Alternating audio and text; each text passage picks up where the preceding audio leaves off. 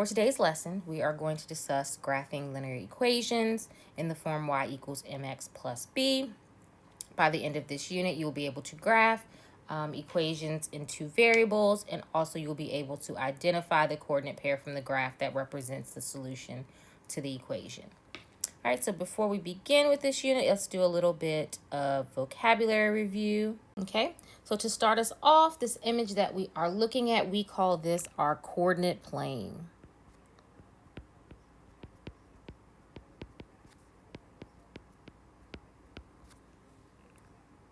Okay, so within the coordinate plane, when we're looking at this grid, of course, we know that our vertical line is called our y-axis.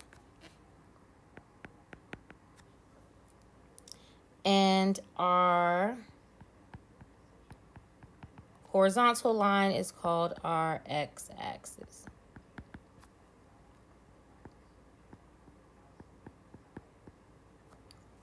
Our coordinate plane has 4 quadrants. So we have quadrant 1,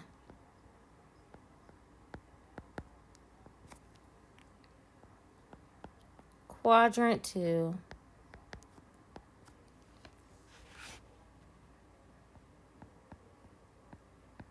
quadrant 3, and quadrant 4.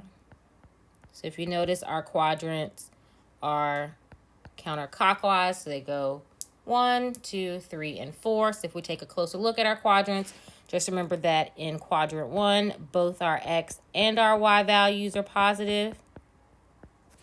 In quadrant 2, our x values are negative and our y values are positive. Quadrant 3, both x and y are negative. And in quadrant 4, our x values are positive and our y values are negative. All right, so now that we've taken a look at the quadrant and our x and y values in each quadrant, let's take a deeper dive into our coordinate plane so we know where our x and y axis intercept. We have what's called our origin. Okay, we know the origin has the point 0, 0. All right, we've worked with diagonal lines. So anytime we have a line like this, we call this our diagonal line, or a diagonal line, I should say. All right, this particular diagonal line intercepts our y-axis. So when it intercepts our y-axis, it's called a y-intercept. When it intercepts our x-axis, it's called an x-intercept. We've also previously discussed horizontal and vertical lines. So for this example here, we have what's called a vertical line.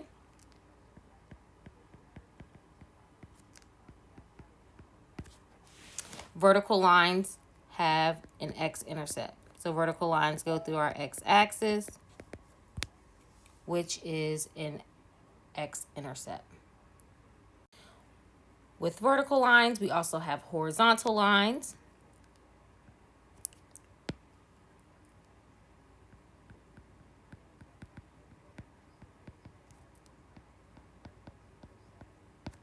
And we know from previous experience that our horizontal lines intercept the y-axis.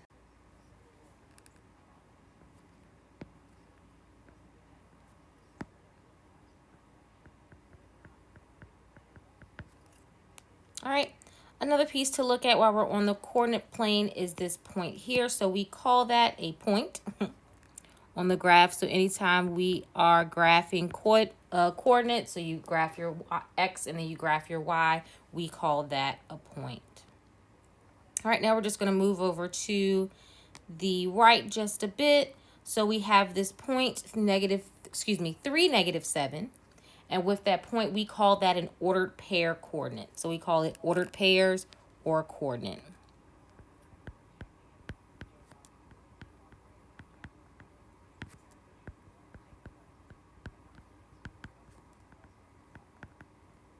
Okay, so this tells us that this point is located when the x value is 3 and our y value is -7. So our 3 is our x coordinate.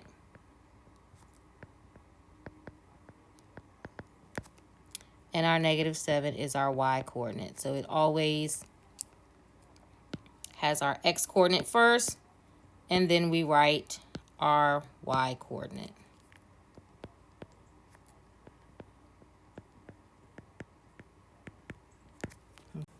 All right, so now we're going to test your understanding of the coordinate plane. So I want you to pause this video for a quick second, and I want you to actually work on filling in the blanks and also answering the questions that are below to test your understanding of the coordinate plane. All right, so a couple things I want to take a look at really quickly before we actually get into graphing with filling in the vocabulary. The coordinate plane is formed by a horizontal line called the x-axis and a vertical line called the y-axis. Each point on the coordinate plane has an address called an ordered pair. The point where the x-axis, the axes cross is called the origin, and its coordinates are 0, 0. The x-coordinate gives you the location on the x-axis, and the y-coordinate gives you the location on the y-axis. A linear equation. So for this unit, we'll just be working with linear equations. As we get further on, we'll kind of veer off from linear equations, but our main focus is linear equations. With two variables has an infinite number of solutions. Each solution can be represented by a point on the coordinate plane. These points form a line called the graph of the equation. All right, so the overall grid, we call that our coordinate plane. When we actually graph an equation, that is called the graph. Okay, so when you're looking at those points, each point on that graph is a solution. So if we look at this first box here, it says circle the ordered pairs that are solutions to the equation. 2x plus y equals 10. For this, remember your x values and your y values. Your x values are input, your y values are output. In this situation, you just take your x value, input your x value, input your y value, and see if it's equal to 10. So if we can see here, we have 4, 2. So if we input 4 as x, we have 2 times 4, which is 8. Our y value is 2. 8 plus 2 is 10. All right. So it says, remember, x goes first and y goes second. All right, plotting the following points. As always, you're going to start with your x-coordinate. All right, and then you're going to find the corresponding y-point coordinate and plot your point. All right, for the ordered pairs, again, you're going to identify the x-coordinate for each and then identify the y.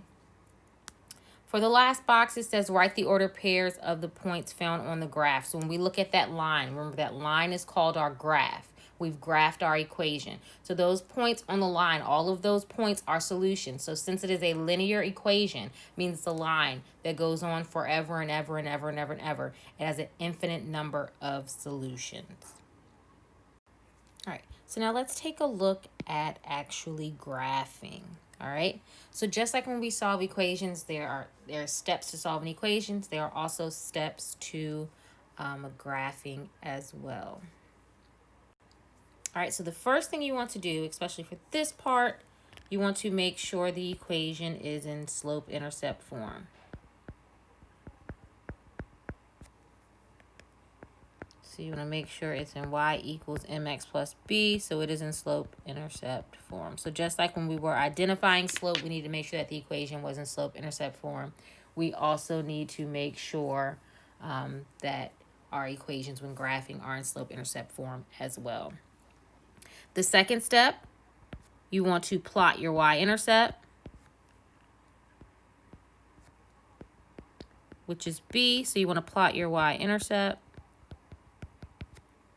Then the third step, using that y-intercept point, you want to graph your slope.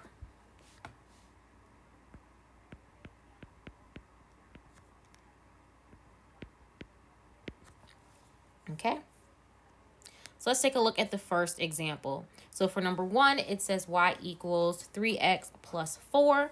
So taking a look at this, we see that it is in slope-intercept form because we have y is equal to 3x plus 4. So I can identify that my slope, m, is 3, and my y-intercept, which is b, is 4.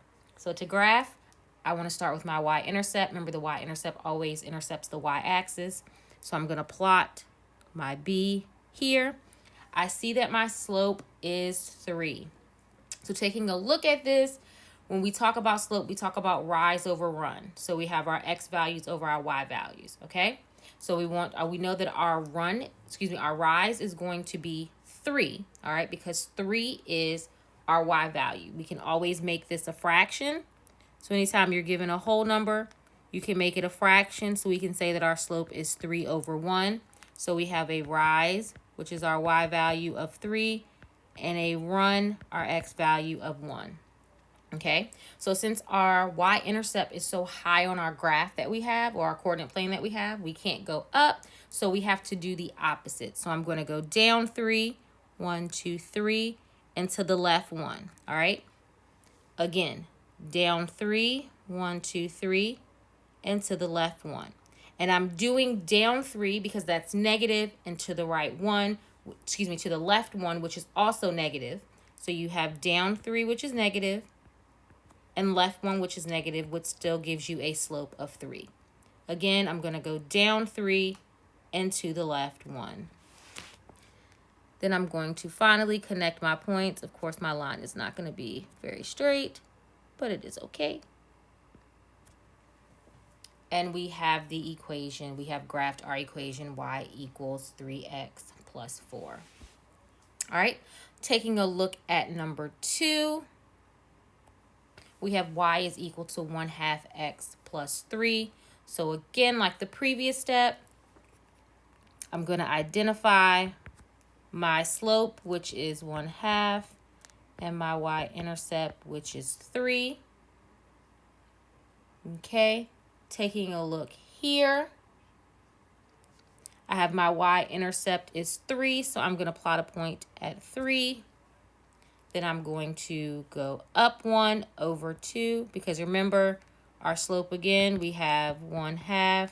So our rise is going to be 1, our run is going to be 2, and it is positive, so you can see that our line is going to increase. So to finish off the rest of our graph, we're going to go down 1, left 2. So remember, you have to do the opposite. Down 1, left 2, and I can actually finish this off up here some more and go up 1 over 2. Connect my points. Again, try to make them as straight as possible for you. Sorry, I can't draw straight lines very well. All right, for the next question, we have y equals 4x. So taking a look at y equals 4x, we can identify that our slope is 4. And since we have no plus b or minus b, our b is going to be 0. So since we know that our y-intercept is 0, that means we're going to plot our point at the origin. We know that our slope is 4, so remember, we make our whole numbers fractions by putting them over 1. So we have a rise of 4 and a run of 1. So we're going to start with our y-intercept and go up 4 over 1. Then we have to do the opposite, down 4 over 1. And try to draw our line as straight as possible.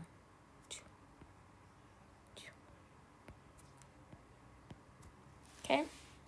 And then for the fourth one, we have y is equal to negative x minus 1.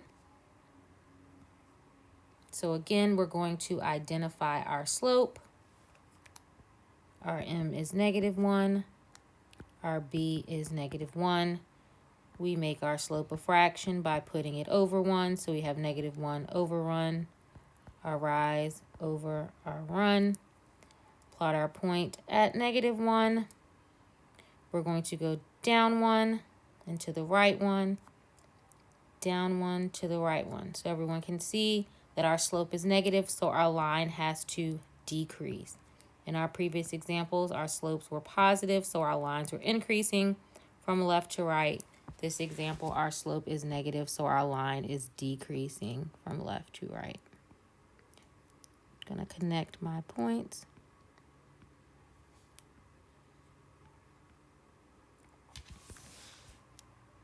All right, so since graphing equations is kind of hard to do as a question, in Edpuzzle, what we're going to do is there's a Google form that is attached to this video on Google Classroom. So we're just going to look at this first portion of part one of graphing, and we're just looking at slope intercept form.